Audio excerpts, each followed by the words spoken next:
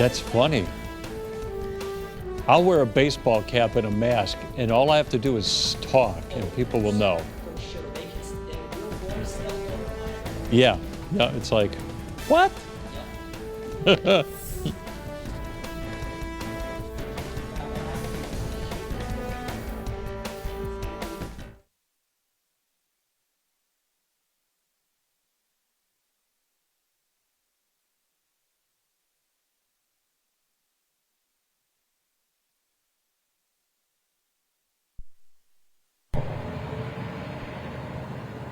Mic check 1 2 and 2. Mic check 1 2 and 2.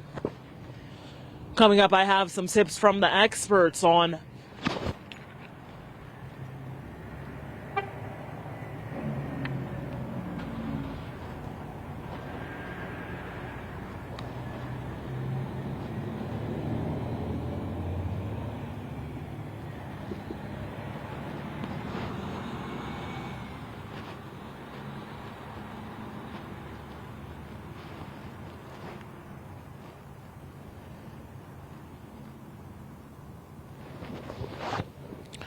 Coming up, I have tips from the experts on how to stay safe if you're heading out into the cold this weekend. Where would you like me standing in the tees?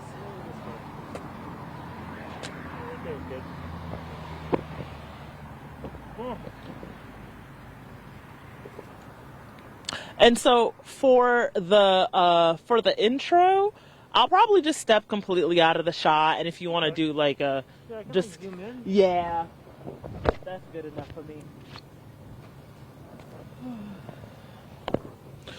Coming up, I have tips from the experts if you're planning.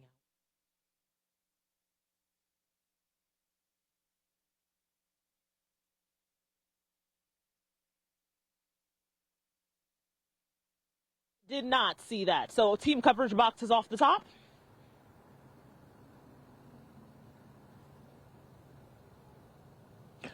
Okay, sounds good.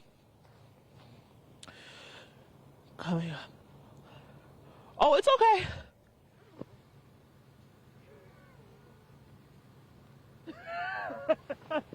I'm about to put my hood up. It's cold.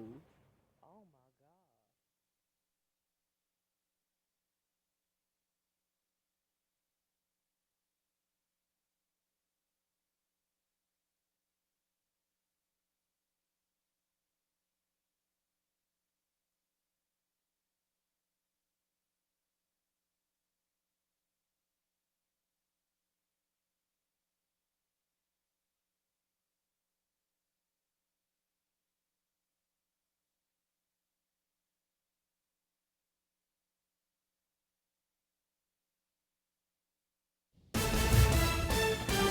A bitterly cold start to the last weekend of January. How long we'll stay in this deep freeze? And coming up, I have tips from the experts on how to stay safe if you're going out into the cold this weekend. Until we get on top of this, I think it's a wise decision. And a youth hockey suspension sticking around for now. The changes that prevent players from traveling out of state. Eyewitness News at 11 is coming up right now. Connecticut's #1 local news. This is Channel 3 Eyewitness News. Thanks for joining us right now. First up at 11, breaking news from Hartford, where police are on the scene right now of not one but two shootings minutes apart, and one of them deadly. Police say they were called to Main Street in the northern part of the city, right near the Family Dollar. This was around 9:30 after a person was shot. Shortly afterwards, police say one person was killed in a shooting right down the road on Webster Street, right near the St. Augustine Church. Right now, it's unclear if both shootings are related, but we are working to learn more right now. We will bring you updates on air and overnight on the Channel 3 app. Turning right now to those frigid temperatures outside, a brutal night. The winter weather will be sticking around. Tonight, the governor has even extended the state's cold weather protocol to keep some warming centers open. A lot of people need that tonight. We do have team coverage for you right now. Channel 3 Eyewitness News reporter Sharon Johnson has what you need to know if you plan to go outside at any point this weekend. But we do want to start with Chief Meteorologist Bruce DePriest. Bruce?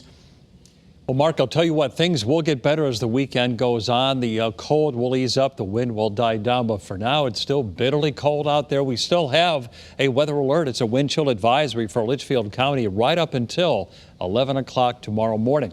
All right, let's check out some selected towns, and these are live readings across the state. Litchfield has a temperature of 8 degrees. Jeff Aborn just emailed in, said his current temperature is 7 in Staffordville. But look at Litchfield, a wind chill of 4 below zero. Plainfield is 13. It feels like 7.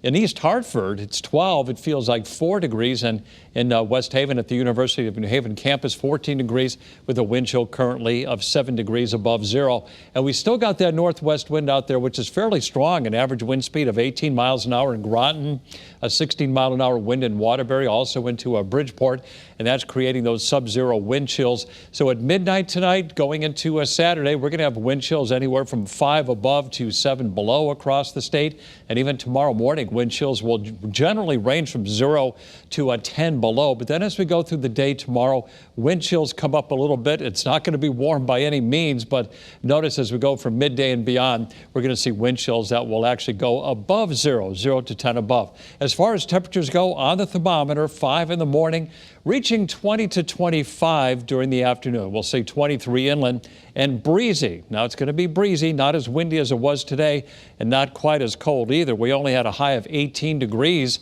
at Bradley International Airport today. For the shoreline, 9 degrees in the morning and getting up to 25 during the course of the afternoon.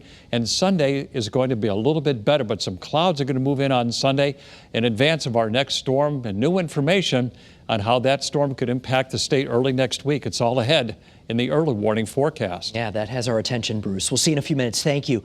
Now, despite the cold temperatures, there are still a lot of folks heading outside for winter fun, if that's what you want to call it when it's like this. Channel 3 Eyewitness News reporter Sharon Johnson is live tonight in Rocky Hill to help everybody stay safe this weekend. Sharon? Mark, that is what they call it. They call it winter fun, but you did not hear that from me. Check out the time and temperature sign behind me. It is 14 degrees right now here in Rocky Hill, but it feels a lot colder than that. So it's going to be cold like this the entire weekend. If you're planning on going out, you're going to need to take some extra precautions to stay safe.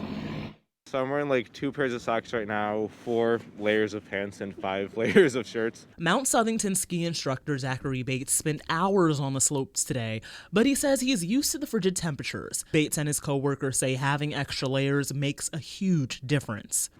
Normally I have like double gloves, double socks, double everything, because you gotta keep warm. As the temperature remains low this weekend, doctors recommend multiple layers of clothing instead of one bulky piece. They also recommend people cover their ears, head, and hands. The greatest danger for most people is frostbite. The temperature levels they're predicting with wind chill could produce damage and death to skin. Hypothermia is also a threat if you don't dress warmly. These skiers say today was difficult because of the cold, despite being bundled up. Normally it's not as cold, and it was really cold this time, and yeah, you almost like numb, and then you get tired a lot faster. And if you decide to go out to a lake or a pond for ice activities, the Department of Energy and Environmental Protection suggests making sure the ice is at least 5 to 7 inches thick, wearing a life jacket or float coat, and bringing an ice safety kit. Experts also suggest staying active and warming up when you can by seeking shelter or grabbing something hot. Something on site that can produce hot, fresh food to keep the people out on the mountain warm and satisfied. Like pizza here at Mount Southington. Happy faces when the steam's coming out of the box. We're warming them up. And some early signs of frostbite are tingling, numbness, and redness in the skin, and that could happen in as soon as 30 minutes. Live in Rocky Hill tonight, Sharon Johnson, Channel 3 Eyewitness News.